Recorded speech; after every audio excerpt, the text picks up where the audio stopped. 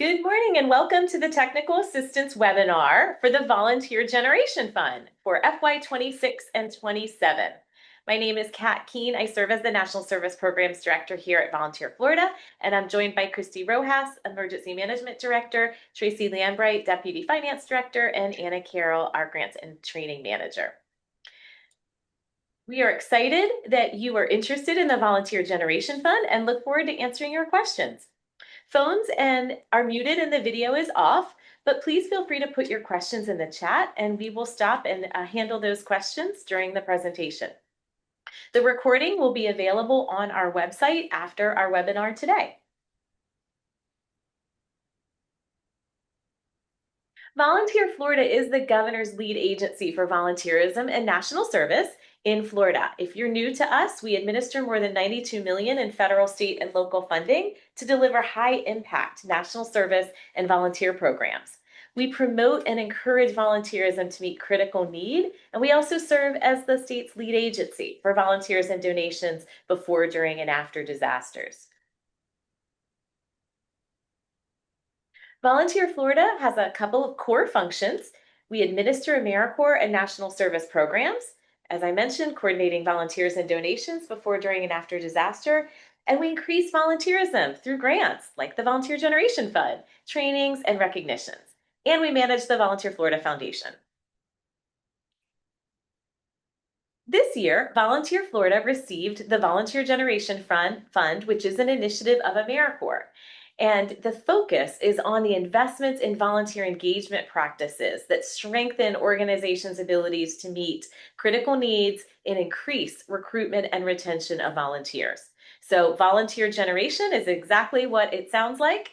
And the grant period will be 11 months, beginning November 1st, 26, and ending September 30th in 27.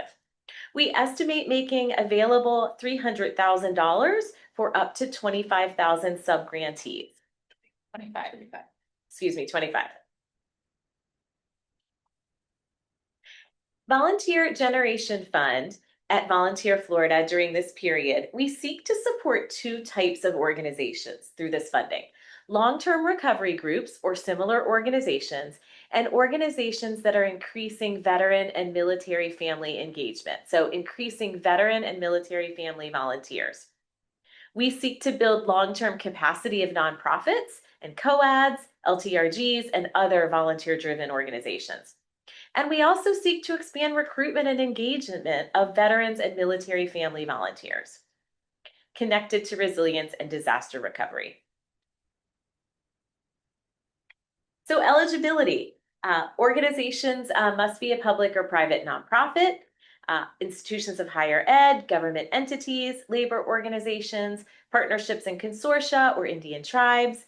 And we do have some information related to if the applicant serves as a project's fiscal entity. It must be a 501c3, and the applicant must be a Florida-based organization. Fatal criteria, I won't review all of these. They are in the application, but please pay attention to the fatal criteria. Proposals will not be reviewed for funding unless all of these are met. I'll flag the importance of the deadline, the importance of using the Volunteer Florida budget template, and following the other requirements for fatal criteria. All right, I'm going to turn it over to Tracy to share more about the budget. Good morning. Thank you, Kat. All right, so the budget, just to kind of reiterate, these funds are going to be intended to be used for capacity building activities to develop or strengthen LTRGs and skill-based volunteer programs, also engaging veterans and or military families. It is important to note that this grant is not to be used for direct services or survivors assistance. Okay, so this is developing and strengthening your skills-based volunteer programs by engaging veterans and our military families. Grants will be cost reimbursement grants only. This is where costs are reimbursed to you once you have paid for them. They will also require supporting documentation, and that can be in forms of things like timesheets, payroll documentation, including invoices, detailed receipts, and proof of payments. And the same documentation that is required to support the VGF portion of your funding will also be the same documentation required for your match expenditures on the grant. So keep that in mind when building your budget. If you know that you're going to have difficulties providing some type of supporting documentation for the expenditures you're including, then you do not want to include that in your budget because this is a cost reimbursement grant. And if you do not provide supporting documentation, then you cannot be reimbursed or report those expenditures as match. So keep that in mind. This is, I'm not going to read all these, but these are examples of your eligible capacity building activities. They may include these. These are all listed in your NOFO, not an all exhaustive list, but pretty much covers a lot of what we were thinking when building the grant. Things like board development, grant writing and resource development, volunteer management software or donation management softwares. Again, cybersecurity improvements, co-ed developments, transition planning, resilience activities, coordination activities with EM, just to name a few. All right, so applicants must only include costs in the following allowable budget categories. These again are listed in the NOFO, but they are the only categories in which you can include both your VGF expenditures and your match expenditures. Personnel salaries, and so funds can be used to hire new personnel or to support existing personnel, and you may only have up to 2 positions in this section. Again, these can be things to develop and augment your volunteer programs, engage in some type of grant writing, board development, etc. Fringe benefits for that personnel salaries that you're including. Those things can be FICA, health insurance, workers' comp, retirement, life insurance, dental insurance, and unemployment. As we talk through, you'll notice I'll talk about how you need to itemize costs. So if you do include salaries and you want to do fringe benefits, each of those will need to be itemized out and listed. You can use just one, you can use all of them, just it's whatever preference your organization has. C is software. Again, funds may be used for software, which is directly related to tracking donations and the recruitment and support, management and retention of your volunteers and those activities. They may also be used for things like website development, promoting your volunteer opportunities, etc. Next. All right, D is training. Funds may be used to purchase membership, subscription services, materials, or other training opportunities or resources specifically to strengthen the capacity and the ability to engage your volunteers. So certain staff trainings, anything that supports the program. And then last is community outreach. Funds may be used for organizational and community resilience activities. Things like recruitment campaigns, notifications, disaster preparedness trainings, things like that. So these costs related to those will be reported in the community outreach. Okay. All right, some things to remember. I want you to pay attention to the budget requirements in the NOFO. A lot of that information I just read to you is included in there as well. And make sure you're including everything in the NOFO as required in your application. We're asking that you please round your calculations to the nearest dollar. Make sure that you're including calculations for everything included in the budget. That is for your VGF share as well as your grantee share. We want that in your budget narrative and on the budget template. All costs should be listed separately and be itemized. So these budgets have to be very specific about what the exact expenditure is. You can't say advertising without letting us know exactly what that advertising expense would be. So we want to make sure that those are itemized, listed separately, and again, included as a calculation. Do not include any miscellaneous costs or fillers in the budget as those are not allowed. Also see pages 6 and 7, specifically number 6 and 7 specifically in the NOFO regarding to the scoring criteria. Reading through this, which I have included on the next slide as well, will help you make sure that you're answering all of these in your budget narrative and budget template. These are all required. And these are part of the scoring process. So both of those are listed here. In the budget narrative, it tells you the budget, number one, budget narrative describes your different type of grants. So make sure in your narrative that you are answering each of these questions listed. You will be scored on them. So if we're reading through and we're unable to answer yes or provide information on that, you will lose points in the scoring process. So make sure you're reading through these, you're understanding what is required, and that you're including that information. You'll notice in the budget narrative, it talks about detailed, providing full explanation of the associated costs, the basis for their calculations, the purpose, and justification for how that fits into your program application. Again, budget narrative has calculations. The budget narrative includes a 50% match. That's the next slide, but there is a required 50% match, making sure your narrative shows that match and explains the source of funds that it's covering that match. Noting that you can use cash or in kind, and then noting that also in your budget narrative, and then also providing us information regarding your organization, like the different grants you've managed, the percentage of your budget that this grant would represent, and a big one is how you will comply with the fiscal oversight of this grant. Again, with your budget, same thing, making sure you're providing your budget on the budget template included in the NOFO, making sure that there are calculations, that the calculations are correct, and that the costs are allowable, reasonable, and allocable to the award. Again, the 50% match is required, and then making sure that the allowable expenses meet both federal and state of Florida cost allowance guidelines. All right, and this slide right here gives you a sample budget. This is the budget template that's included in the NOFO. I have put in some numbers, some information on showing you how that should look. So if you look in this one, we've used personnel salary, personnel fringe benefits, software, and training. We have applied for the full $20,000 for the grant. And the NOFO, it does note that you're allowed to apply for a grant up to $20,000.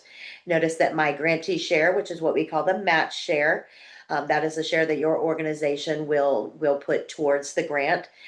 So I've got that at 10,092, just slightly over, but it's at that 50% for a total grant of $30,092. You'll see in the personnel where I've listed out the staff member name and their position, their salary, and their percent of time. That's the calculation. It's showing me how you're getting that total $18,750. And then you can, in my example, I've split that between the VGF share and the grantee share, which means the VGF share will reimburse me that amount for the salary dollars. And the grantee share is the share in which I will use other funding that I've received in my organization to cover the remaining portion of that salary to match this grant. If you look down in fringe benefits, I've chosen to do FICA, health insurance, and retirement. You can see that there's also calculations shown there for how we're getting those total amounts. Again, same thing with software. I've got Bloomerang, which is a database management software. I've got it at $1,500. And then website development program GoDaddy at $43. And then in the training section, I have noted what type of training it was going to be and what the actual expense is. I noted the $2,500 is a trainer fee. So we're going to pay a trainer $2,500 to do that disaster preparedness training for our staff and volunteers. Once that is done, this template is in Excel. It has formulas built in. So you're able, if you're putting everything in the first few columns, it'll calculate out for you. If you need to add lines, you're able to add lines by inserting cells and making sure that when you do that, that you copy that formula down so that it still continues to calculate correctly. When submitting that budget template, you also want to make sure that you have signed and dated, as that is a requirement as well. So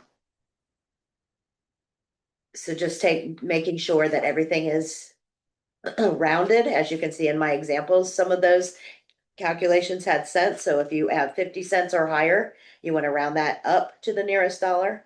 If it's 49 cents or lower, you want to round that down to the nearest dollar. All right. All right, another requirement as per the NOFO, all applicants are required to submit their most recent audit report, including a management letter and the schedule of findings and question costs, if applicable. If you do not have an audit, then we would like you to upload your statement of financial position and statement of revenue and expenditures for your last 2 fiscal years. And then match. So for the 26-27 contract year, match is required and will require the same supporting documentation and same budget categories. I mentioned that earlier. Again, it is a 50%, so that's half. So if you're applying for a 20,000, then your required match will be 10,000. So your total grant is that $30,000. Again, match can be in kind and can also be in cash. So in your budget narrative, when you're noting out what portion is going to be covered, making sure that you're also listing out where those sources of funds are coming to, whether they're state, local, federal, whatever type of funding, if it's going to be in kind, noting that as well. All right. Thanks, Tracy. Before we go to the reporting section, let's go to the chat. We see lots of questions in the chat and see if we can get a few of those answered. Related to eligible entities, we are looking specifically for LTRGs or similar organizations or organizations that are engaging veterans or military family volunteers. So if you're in the K through 12 space, if you are engaging veteran or military volunteers in your program. We have some questions in here related to other sources of funding. Yes, absolutely. If you have a second set of AmeriCorps funds, you need to track that separately. It cannot be used as match. Federal to federal cannot be used as match. We see a question about the recording. Yes, that's going to be available on our website after the call. I see a question about waitlisting for a workshop. Happy to answer that question online. You could email us at vgf@volunteerflorida.org. Volunteers, again, are only going to be used and engaged if they're veteran and or military families, or if you're an LTRG or similar organization. There's a question for training cost, Tracy. Is it only the training cost for the 2 included staff members or any staff engaged in volunteer work? So that would be any staff engaged in the volunteer work. There are no word counts in the sections. The slides will be available to you afterwards. Great questions, everyone. Can state and federal grant funds be used as match? State funds can and federal funds cannot unless you have approval from that other federal funding source. Can match include volunteer hours? No, it cannot include volunteer hours. The AmeriCorps does not allow volunteer hours to be matched for this type of grant. And I love the question about minimum number of volunteers. We did not specify in the grant. So you are welcome to put in the total number of volunteers and hours that is meaningful for your project. Great questions. So moving on to reporting. Subgrantees will report to Volunteer Florida on the performance measures included, and everybody will report on number of volunteers engaged, hours served, and an increase of organizational effective volunteer management practices. This is a pre and post test. LTRG subgrantees will report on additional performance measures, and those are described in the application. And you would opt into what is meaningful for you in your project. So those would be at your discretion and as applicable. The next section is related to those volunteer management practices. We're looking for organizations to increase in a minimum of 3 during the grant year. National Service Criminal History Check. If you have staff on your grant, they will need to be cleared through the National Service Criminal History Check before they can be charged to the grant or serve as employees. So Volunteer Florida will be working with you to complete that National Service Criminal History Check. You will be required to complete an online training through AmeriCorps, the agency. And if you have staff charged to your grant, we'll work with you to do that clearance prior to them being charged to the grant. All right, our anticipated timeline. We've released the application this week. Our technical assistance call is today. The applications are due September 8th at 5 p.m. Application review and scoring will occur between September 11th and the 25th, and we anticipate providing clarification to applicants moving further in the process by October 2nd. Those final applications, budgets, and clarification changes will be due to us by October 9th in the Blackbaud system. And then we anticipate contracts being provided by the end of October with a contract start date of November 1st. And now we're going to show you what the application looks like. Please be sure to review the application instructions and the scoring criteria because you want to align your submission response accordingly. You'll be using the Blackbaud grant making online portal. And before we take a look at that, just a couple reminders. Once you submit, the application status will change to awaiting review. That means you've submitted. Account owners and users with email notification permissions will receive an application submitted verification email. So you will know that you submitted. And if you do not receive this email, your application might not have been properly submitted. So you want to make sure you get that confirmation email. Do not cancel an application once it's submitted. If you've made any errors prior to the deadline or need to provide additional information or withdraw, we can please reach out to us at that email address. All right, so let's take a look at Blackbaud. All right, thanks, Kat. This is the Blackbaud application. When you click the link in the Notice of Funding Opportunity, it'll take you to this page here. If you already have a Blackbaud account, you would enter your information, login information. If you don't, you would create an account from this page. So I'm going to log in and show you all what that looks like.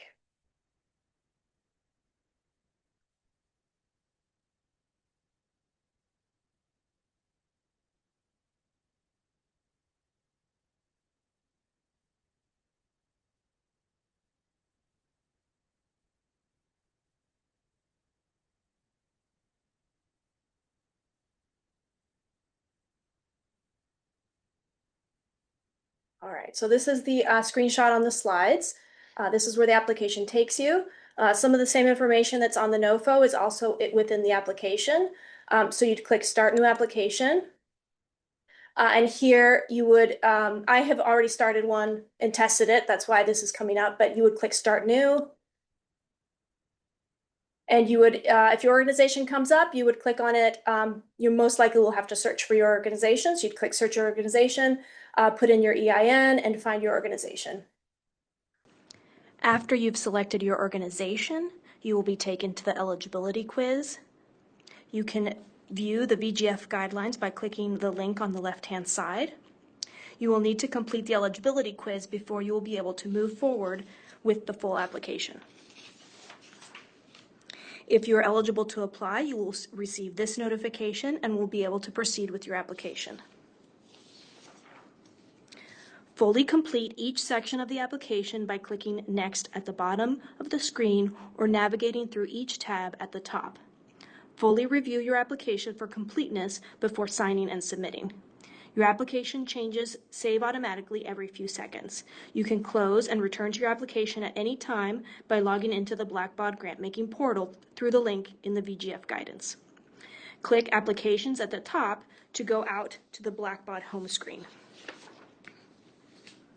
From the home screen, click Manage, then Manage Applicants to add additional users to your VGF application. Ensure you give your additional users the received email notifications permissions. Click Save to close out this window. It is a very straightforward process.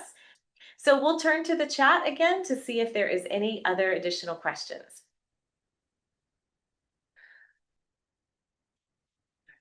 Higher ed, I think we answered that. Yes, you're eligible if you're engaging veterans or military families. That could be an eligibility. There's a question about future support for the positions. I'm not sure what that question is referring to. Happy to answer that via the email address if we want to dig into that a little bit more. There's a question about done the training for another grant. Likely not. If it's related to the criminal history check training, it'll need to be specific for this grant. Is there a way to check our eligibility without starting an application? Yeah, there's an eligibility quiz. There is, yes, there is an eligibility quiz. There's a question about confirming match grant. There will need to be match, yes, 50%, and typically that would be invoiced each month throughout the grant year. Is there anything you'd add, Tracy? So they're saying I want to confirm that this is a solely a match grant. It's not solely a match grant. I mean, you're gonna get federal funding as well, and then the match is at 50%. Your question is, if the organization doesn't have funding to provide that fund, then they wouldn't be eligible. You will have to upfront the grant. So yes, if you know that you will not have the funding, then yeah, you may not be eligible. This is again the cost reimbursement, which means you will spend your funding, your money first, and then receive reimbursement for that. There's a question about unique departments. Can there be more than one applicant per institution? Yes, there can be. There's a question about 11 months, will the positions end? Well, this is an 11-month contract. We do anticipate the funding continuing for a 3-year period, but of course that's based on the federal availability of funding. And the recording will be available on our website. The VOAG question? It's not specified for just military and veteran volunteers. VOAD, if you're doing long-term recovery or COAD work, you are eligible for it. That is not specific to military and veteran volunteers. All right, so the cost, looking at the next question about volunteer job, the cost in the grant we anticipate would typically be to pay staff, personnel, contractors, or systems. Reimbursement will be provided monthly.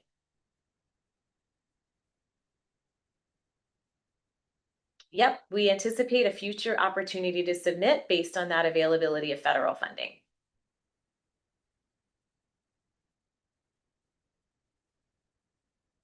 LTRG question. Yeah. So if we are an LTRG, we are able to apply for 2 different volunteer projects under the LTRG. So 2 separate awards of 20,000 or only 1 per LTRG. So it's 1 per organization.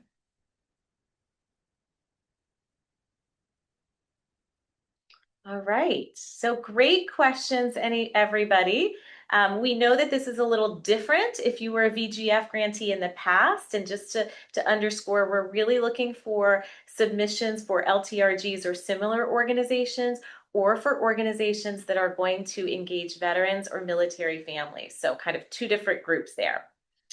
We're excited to see the proposals we receive as we relaunch the Volunteer Generation Fund, and we look forward to answering your questions. Please use that email address to answer your questions, and you can expect this to be posted on our website in the near future. All right, thanks everyone. Have a great day.